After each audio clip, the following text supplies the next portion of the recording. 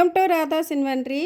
ఈరోజు వీడియోలో ఎండలో పని లేకుండా మన ఆంధ్ర ఫేమస్ నోరూరించే కారం ఆవకాయ.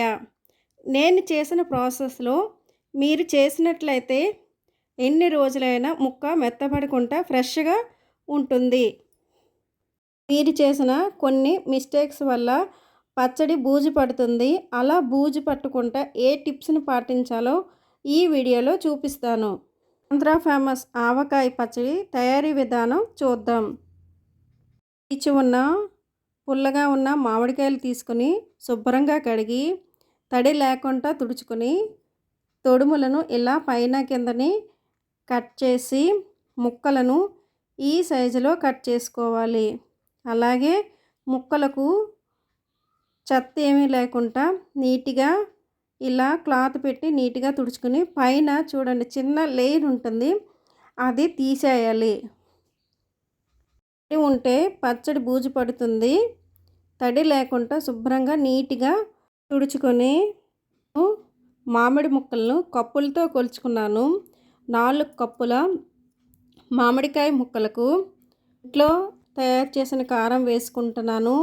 ఇదైతే 1/4 కప్పు సరిపోతుంది.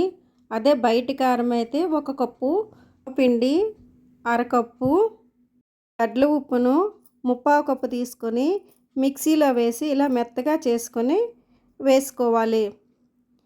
అలాగే చిటికెడు పసుపు వేసుకొని చేతులకు తడి లేకుండా ఇలా మిక్స్ చేయాలి. తడి ఉంటే ఆవకాయ బూజు పడుతుంది. ఇలా ఉప్పు, కారం, ఆవపిండి అన్నీ ముక్కలకు బాగా పట్టేటట్టు కలుపుకొని 2 కప్పుల పల్లీల నూనె కానీ నువ్వుల నూనె కానీ వేసుకోవాలి. నేనైతే పల్లీల నూనె వేసుకుంటున్నాను.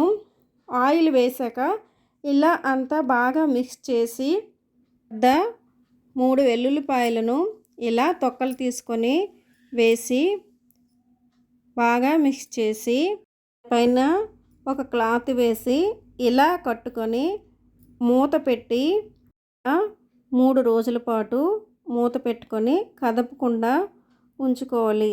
3వ రోజు ఇలా తీసినట్లయితే ఆయిల్ పైకి తేలుతుంది.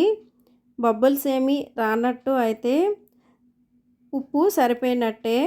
ఇలా అంతా బాగా మిక్స్ చేసుకొని సీసాలో వేసి ఇలా స్టోర్ చేసుకుంటే సంవత్సరం పాటు ఫ్రెష్గా పాడవకుండా నిల్వ ఉంటుంది. మరి ఈ వీడియో నచ్చిందా? నచ్చినట్లయితే మీరు ట్రై చేసి ఎలా వచ్చిందో కామెంట్స్లో తెలియచేసి లైక్ చేసి మీ ఫ్రెండ్స్కు షేర్ చేసి సబ్స్క్రైబ్ చేయండి.